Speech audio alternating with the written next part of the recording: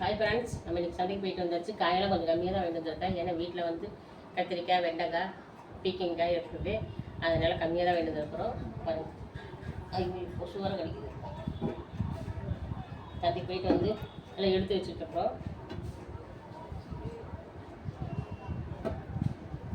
ஏன்னா காய்கறியோட பழங்களும் சேர்த்து சாப்பிடுங்கிறதுனால இந்த வாரம் காய்கறி கம்மி பண்ணிட்டோம்.